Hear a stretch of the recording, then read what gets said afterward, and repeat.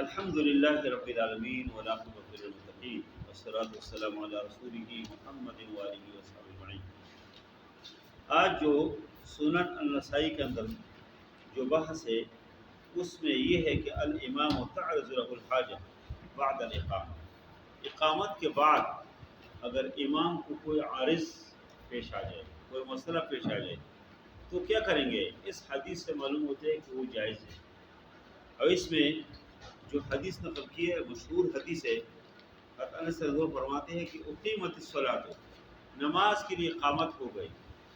اقامت کے بعد پھر وہ رسول اللہ صلی اللہ علیہ وسلم نجی لرجل، اور نبی کریم صلی اللہ علیہ وسلم ایک آدمی سے سرگوشی کر رہے تھے، کیونکہ کوئی بات کر رہے تھے۔ فما قام للصلاۃ، نبی کریم صلی اللہ علیہ وسلم جو ہے نماز کے لیے کھڑے نہیں ہوئے، لوگ بھی کھڑے نہیں ہوئے، نبی کریم صلی اللہ علیہ وسلم بھی کھڑے تھے، ادھر سرگوشی کر رہے تھے۔ حتی نام القوم، حتیٰ کہ لوگ جو ہے سو گئے، قوم سو گئی۔ جو صحابہ کرام چونکہ غریب لوگ تھے، مزدوری کرتے تھے، باغات میں مزدوری کرتے تھے، کھیتوں میں کام کرتے تھے، تو تک کہ وہ نماز کے لیے آتے تھے تو ان کی خواہش تھی کہ نماز جو ہے ہو جائے، ہم جا کے سو جائیں۔ تو نبی کریم صلی اللہ علیہ وسلم جب نکلے، اقامت بھی ہو گئی، لیکن نبی کریم صلی اللہ علیہ وسلم لیٹ ہو گئی، کس سے سرگوشی کر رہے تھے۔ اس میں دو باتیں، ایک تو یہ معلوم ہوتی ہے کہ اقامت اور نماز کے درمیان فصل کیا ہے؟ جائز ہے۔ اقامت اور نماز کے درمیان فصل جو ہے جائز ہے۔ کبھی اس بات لوگ یہ سمجھتے ہیں کہ اقامت ہو جائے، اب درمیان میں کوئی اور کام کوئی کرتے ہوئے اس کو حرام سمجھتے ہیں۔ اللہ کے نبی صلی اللہ علیہ وسلم اس عمل سے معلوم ہوتے ہے کہ اقامت اور نماز کے درمیان فصل کیا ہے؟ وہ جائز ہے۔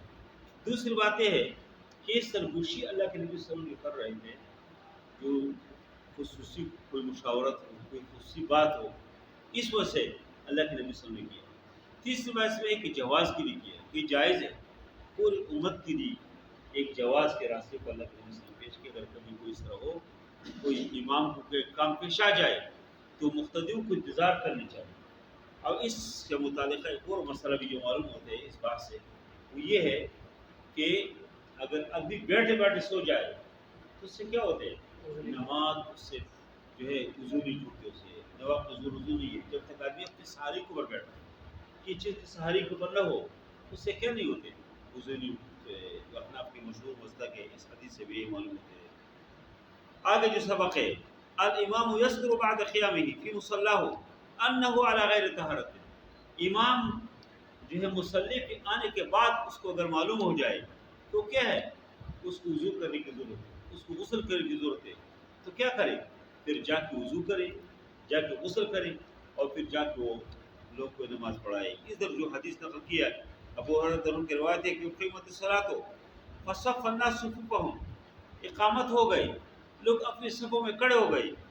پھر جو ہے اللہ کے نبی صلی اللہ علیہ وسلم نکلے، نبی کریم صلی اللہ علیہ وسلم نکل آئے نماز کے لیے، حتیٰ اذا قام فی الصلاۃ، حتیٰ کہ مصلی میں کھڑے ہو گئے تو اس کو یاد آ گیا، یاد آئے ان کو کہ انہ لم یغتسل، کس نے غسل نہیں کیا۔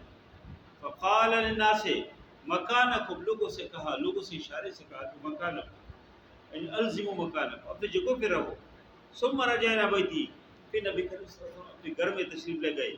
فخرج علینا، پھر نبی کریم سے واپس نکل آئے، اور ینتفر سر سے کیا ہے؟ پانی ٹپک رہے، پانی کی جو قطرے سر سے ٹپک رہے، اور آ کے نبی کریم صلی اللہ علیہ وسلم جو غسل کیا اور فرمایا وَنَحْنُ صُفُّوَّ، اس طرح سب میں تھے۔ یعنی یہ اس کا مطلب یہ ہے کہ نبی کریم صلی اللہ علیہ وسلم نماز شروع نہیں کیا تھا، امام نے نماز شروع نہیں کیا ہو اور اس کو یاد آ جائے تو اس کی وضو نہیں ہے یا اس کو غسل کرنے کی ضرورت ہے، پھر تو صحیح ہے، پھر جا کے گھر جا کے غسل کرے، وضو کرے، اور لوگ جو ہے اسی طرح۔ لیکن اگر نماز شروع ہے، نماز کے اندر گیا جائے تو اس میں اجتناب نہیں کر سکتے کہ پہلے جو پڑھ لیا گویا کہ وہ صحیح ہے، نہیں، اس کی وضو ہے نہیں، یہ نماز تو ہو نہیں سکتے۔ امام جو ہے باقاعدہ سلام پھیریں گے، لوگ سلام پھیریں گے، اور پھر جائیں گے کیا کریں گے؟ امام وضو کریں گے، غسل کریں گے، اور یہ بھی اس امت کے لیے قسم رخصت کے اوپر ایک عمل ہے۔ نبی کریم صلی اللہ علیہ وسلم جب بھی اپنی بیوی سے بستری کرتے تھے تو فوراً غسل کرتے تھے، اور ہر آدمی جو سلیم الفطرت ہو، سلیم المزاج ہو، ان کا یہی طریقہ کہ جب بھی بیوی سے بستری کی کیا کرے؟ اور جب غسل کرے، اور طریقہ یہی ہے۔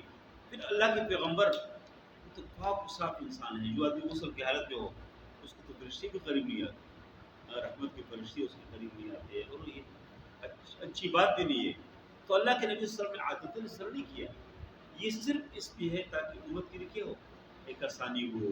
کبھی اگر پانی نہیں ہے، کبھی انسان کے بندوں کا غلبہ ہے، تھکا ہوا ہے، اور انسان جو ہے بستری کرنے کے بعد اور غسل نہ کرے، کہتے بعد میں غسل کر لوں گا، بھول جائے، کوئی مسئلہ نہیں ہے، ایک جواز ہے۔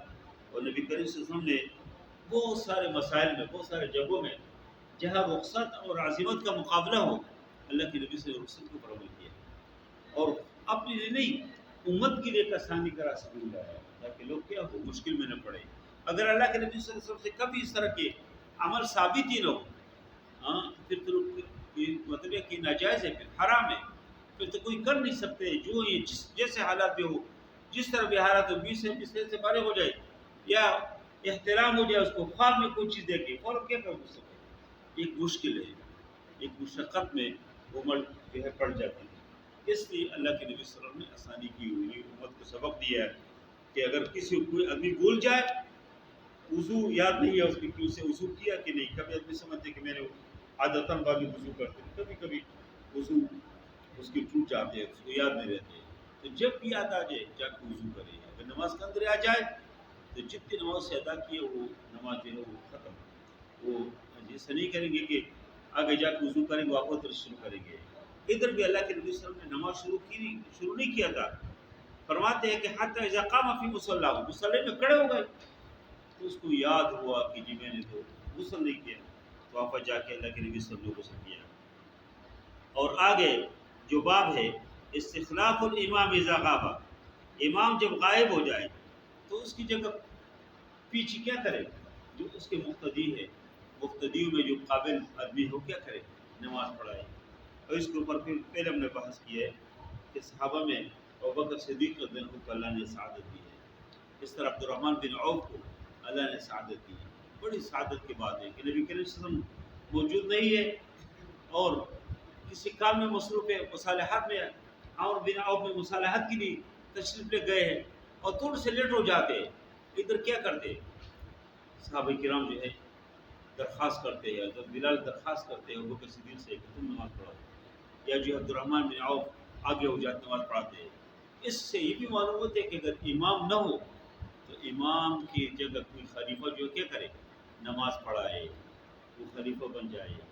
اور اس سے یہ مسئلہ بھی معلوم ہوتے ہے، اس سے یہ مسئلہ بھی کہ صحابہ کرام جو ہے جو ہی نماز کا ٹائم داخل ہو جاتے تھے تو کسی کا انتظار نہیں کرتے تھے۔ ایک اللہ کے نبی، اللہ کے پیغمبر کتنی عظیم ہستی ہے، اس کے پیچھے نماز پڑھنے کتنی سعادت کی بات ہے، لیکن صحابہ کرام چونکہ نماز جو قرآن میں فرماتے ہیں کہ اقیموا الصلاۃ، اقیموا کہ جو حکم ہے جب وقت داخل ہو جائے یہ حکم متوجہ ہو جاتے ہیں انسان کہ نماز پڑھو، نماز پڑھو۔ تو صحابہ اللہ کے حکم کو کہ اللہ اس کو بلاتے ہیں، اللہ تعالیٰ اس کو پکارتے ہیں، اللہ تعالیٰ اس کو اعلان کرتے کہ نماز پڑھو، تو اس لیے وہ اس کے لیے بہت مشکل بات تھی کہ وہ کیا کرے کہ چلو بعد میں پڑھیں گے، اور یہ حکم کی تعمیل نہیں ہے۔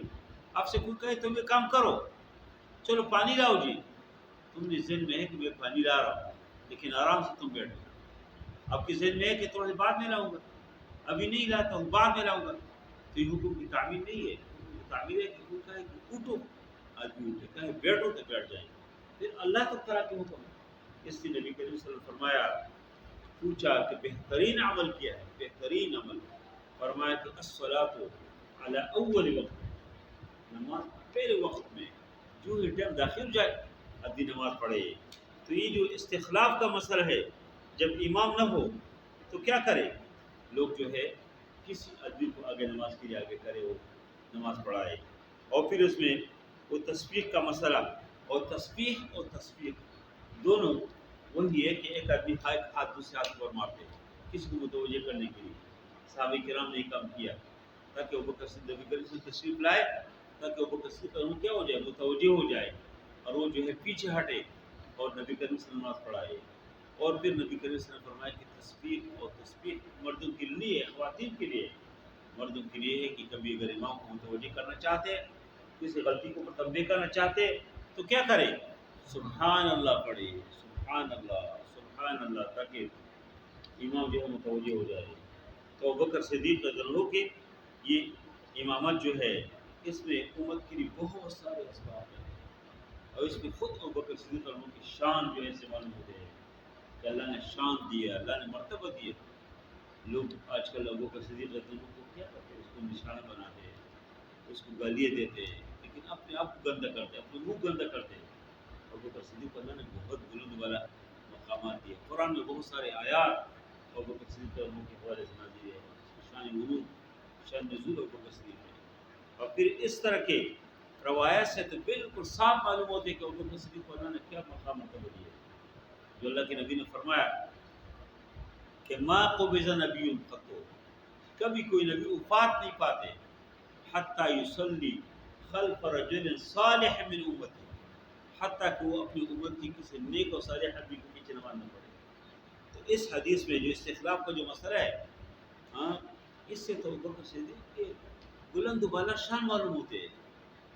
یہ کتنے عظیم انسان تھے کہ نبی کریم صلی اللہ علیہ وسلم کی موجودگی میں، نبی کریم صلی اللہ علیہ وسلم کی حیات میں کیا کیا نمازیں پڑھائی، اور پھر نبی کریم صلی اللہ علیہ وسلم کی موجودگی میں اللہ ابوبکر صدیق نماز ادا کی ہے۔ اور یہ بڑی جو ہے عظمت کی بات ہے، بڑی شان کی بات ہے، جو اللہ تعالیٰ نے ابوبکر صدیق رضی اللہ عنہ کو یہ شان اور مرتبہ دی ہے۔ اور یہ صحیح بھی کہ تسبیح جو ہے مردوں کے لیے، اور تسبیح کیا ہے؟ خواتین کے لیے، اور تسبیح کیا ہے؟ مردوں کے لیے۔ خواتین سبحان اللہ نے کہا، اس میں سے فتنے کے باعث بن جاتے ہیں۔ اگر کسی جگہ نماز میں خواتین بھی شریک ہو اور ایک عورت جو ہے زور سے امام کو سبحان اللہ کے متوجہ کرنا چاہتی ہے، تو ممکن ہے جن کے دل میں تجربی ہے، ہاں، وہ اس سے ذہن ادھر جائے کہ کون عورت تھی، کیا اس لیے اسلام نے حفظ ما تقدم کے طور پہ اور فتنوں کو بند کرنے کے لیے سد الباب، تاکہ فتنوں کا راستہ ہی بند ہو جائے، کیا کیا ہے؟ یہ اس طرح کے احکامات جاری کیے کہ عورت جو ہے کوئی آواز نہ نکلے، اس کی خاموشی کے ساتھ نماز پڑھ کے اپنے گھر میں جائے۔ اگر امام کو کوئی مسئلہ ہو، مرد جو ہے سبحان اللہ کہے، مرد نہیں کہہ سکتی ہے، مرد جو ہے اس کو یاد نہیں ہے، یا مردوں کو جو ہے کوئی مسئلہ ہے تو عورت پھر کیا کرے گی؟ پھر تسبیح سے کام لے، ایک ہاتھ کو دوسرے ہاتھ مارے تاکہ امام جو ہے متوجہ ہو جائے۔ اور آگے جو حدیث ہے اس میں الاہتمام بالامام، اہتمام اقتداء کرنا، الاقتداء بالامام، یہ امام کیا ہے؟ آگے ہے، اور اس کے پیچھے کیا کرے؟ آدمی اقتداء کرتے ہیں۔ تو اس میں جو حدیث نقل کے کے روایت ہے، مشہور روایت ہے کہ نبی کریم صلی اللہ علیہ وسلم گھوڑے سے گرنے کی وجہ سے نبی کریم صلی اللہ علیہ وسلم کو چوٹ آئے تھے اور پاؤں میں زخم کی وجہ سے، تو لوگ جو ہے نبی کریم صلی اللہ علیہ وسلم نماز نہیں پڑھا سکتے تھے، تو فرمایا نبی کریم صلی اللہ علیہ وسلم بیٹھ کے نماز پڑھتے تھے، صحابہ کرام بھی پیچھے کیا تھے، تو کھڑے ہو گئی اور نماز پڑھ رہے تھے۔ اللہ کے نبی نے فرمایا کہ امام کیا ہے؟ انما جعل الامام لیؤتم به، امام کو اس سے امام بنایا گیا کہ اس کی اقتداء کی جائے، اقتداء کر لو۔ اور پھر فرماتے ہیں فَإِذَا رَكَعَ فَارْكَعُوا وَإِذَا رَفَعَ رَأْسَهُ فَارْفَعُوا، جب امام رکوع میں جائے تم بھی رکوع کرو، امام رکوع سے اٹھے تم بھی اٹھو، وَإِذَا سَجَدَ فَاسْجُدُوا، جب وہ سجدہ کرے تم بھی سجدہ کرو، جب امام یہ کہتے کہ سمع اللہ لمن حمدہ فقولوا ربنا لك الحمد، تم ربنا لك الحمد کہو۔ یعنی اس حدیث سے بظاہر یہی معلوم ہوتا ہے کہ تم کیا کرو، امام جس طرح ہے، جس حالت میں ہے تم بھی اس طرح ہو۔ اس لیے کہ نبی کریم صلی اللہ علیہ وسلم بیٹھ کے نماز پڑھا رہے تھے، تو صحابہ کو بھی کہا کہ تم بھی بیٹھ کے نماز پڑھو۔ لیکن ابتدائی اسلام میں یہ نبی کریم صلی اللہ علیہ وسلم کے خواص میں یہ چیزیں ہیں، خاص نبی کریم صلی اللہ علیہ وسلم کی خاص ہے۔ وہ کہا ہمارے یہ کہتے ہیں کہ اقامت جو قیام کیا ہے فرض ہے، پہلے تو اس طرح کی آدمی کو امام نہ بنائے، نبی کریم صلی اللہ علیہ وسلم پیغمبر ہے، اس کا مسئلہ ہی الگ ہے۔ اس لیے کہ سب لوگ چاہتے ہیں کہ اللہ کے نبی کی امامت میں نماز ادا کرے، تو نبی کریم صلی اللہ علیہ وسلم کھڑے نہیں ہو سکتے تھے، لیکن اس کے باوجود کیا ہے، ظاہر ہے کہ پیغمبر تھے، ہر آدمی کے لیے حیثیت نہیں ہے۔ دوسرے کہ آج اگر وہ بھی کوئی بہت بڑا کوئی جو ہے اللہ کی ولی ہے، کوئی بڑا کوئی محدث ہے، شیخ الحدیث ہے، کوئی بہت ایک مبارک ہستی ہے، لوگ چاہتے ہیں ان کے پیچھے نماز پڑھے اور وہ قیام نہیں کر سکتے، تو پھر وہ کیا کرے؟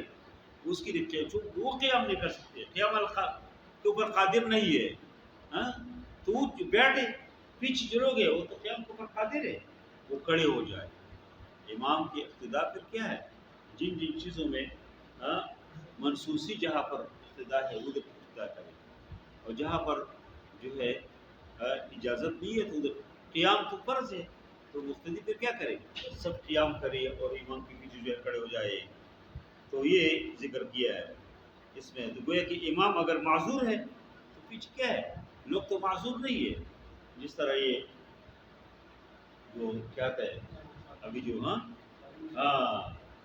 وہ بڑا نام تو اس کا بڑا مقام مرتبہ تھا اور بڑی حیثیت تھی اس کی، حالانکہ وہ معذور تھے، وہ جمعہ بھی پڑھاتے تھے اور دیگر نمازی بھی، اکثر جمعے میں صرف تقریر کرتے تھے، کبھی کوئی اور بھی آگے ہو جاتے تھے، حالانکہ وہ کون سے معذور تھے، وہ کھڑے نہیں ہو سکتا، وہ بیٹھ کے نماز پڑھاتے، لیکن لوگ اس کو جو ہے ایک سعادت سمجھ کے پیچھے نماز پڑھتے تھے، دور دور سے لوگ آتے تھے۔ ایک دن میں پنڈی سے عرب پر پشاور گیا تھا، تو پنڈی سے ایک گاڑی میں ایک آدمی میرے ساتھ بیٹھ گیا، نوجوان، تو ویسے راستے میں کم سے وہ اچھا آدمی تھا، تو میں نے پوچھا تو کدھر جا رہا؟ انہوں نے کہا میں پہلے بار جو ہے لاہور تھا، پہلے بار۔ کہا جی میں ادھر بتایا یہ آگے پنڈی اور پشاور کے درمیان کوئی دکان ہے، میں نے کدھر جائیں گے؟ اس نے کہا جی بھی میں جاؤں گا، رات کا وقت صبح پہنچوں گا تو میں پہلے داتا دربار جاؤں گا، داتا دربار میں رہوں گا، اس کے بعد جو ہے جمعے کی نماز کے لیے میں خادم مسلم رضی کی مسجد میں جاؤں، ادھر نماز پڑھوں۔ میں نے کہا آپ کو ان سے کوئی ملاقات ہے؟ کہتے نہیں۔ اس میں سے ان کی پھر ویڈیو مجھے دکھائے راستے میں، ادھر کوئی تہجد بھی ہے، اتنی تقریر ہے، ان کا خیال تھا کہ نہیں جانا، مجھے مختلف ان کی تقاریر اس نے بتایا کہ دیکھو یہ تقریر، یہ تقریر، یہ تقریر، یہ اتنے معتقد ہے ان کے، معتقد تک ادھر سے وہ آ گیا اس کے پیچھے نماز پڑھنے کی۔ اس طرح لوگ ہوتے ہیں، وہ بزرگ آدمی، بزرگ ہستی ہو، تو اس کو کیا کرے؟ ٹھیک ہے وہ معذور ہے، پیچھے لوگ تو معذور نہیں ہے، ہاں۔ اور یہ مسئلہ پھر الگ ہے کہ اقتداء قوی جو ہے ضعیف کے پیچھے کیا ہے، کر سکتے ہیں کہ نہیں؟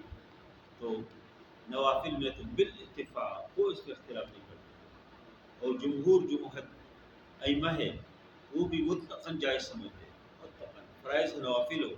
پھر احناف کے اندر جو ہے، احناف کے اندر بھی مختلف مسائل، کچھ ائمہ جو اس کے قائل ہیں اقتداء جو مفترض متنفر کی پیچھے، قوی کی ضعیف کی پیچھے اقتداء، تو پھر کچھ علماء ہے جو ہدایہ نے ذکر کیا ہے کہ بلخ کے جو علماء ہے وہ کیا سمجھتے ہیں؟ وہ کہتے ہیں کہ یہ سنت وغیرہ، سنن میں تراویح وغیرہ میں اس میں جائز، نفل میں جائز ہے، کوئی چھوٹا بچہ ہے اور پیچھے جو ہے بڑے لوگ ہیں، یا کوئی کمزور ہے پیچھے تو کیا ہے اس کا جواب؟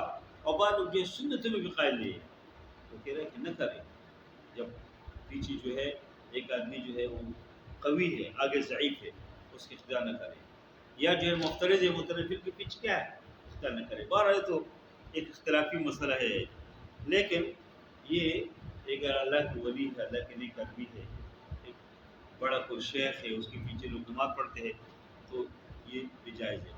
اور اس طرح بہت سارے مسائل ہیں کہ نبی کریم صلی اللہ علیہ وسلم کے زمانے میں لوگ نبی کریم صلی اللہ علیہ وسلم کی خصوصیت کی وجہ سے اور اللہ کے پیغمبر ہونے کی وجہ سے لوگ کیا سمجھتے تھے، اس کے پیچھے نماز پڑھے، تو یہ اس وقت مسئلہ۔ ابھی تو یہ مسائل اس سے نہیں ہے کہ اس طرح کوئی مبارک ہستی بہت کم شاید کوئی ہو، اس سے جو بھی ملے تو کیا کرے؟ اس کے پیچھے جو ہے لوگ نماز ادا کرے۔ اگر ایک آدمی معذور ہے تو اس کو خود آگے نہیں ہونا چاہیے، اس طرح آدمی کچھ آگے کرے کہ جو نماز کے تمام جو ارکان ہیں اس کو کیا ہو، وہ قادر ہو اس کو پڑھ۔ تو یہ جو ہے ذکر کیا ہے۔ تو کتنے ٹائم باقی ہے؟ چلو اس کو آگے جو سبق ہے آگے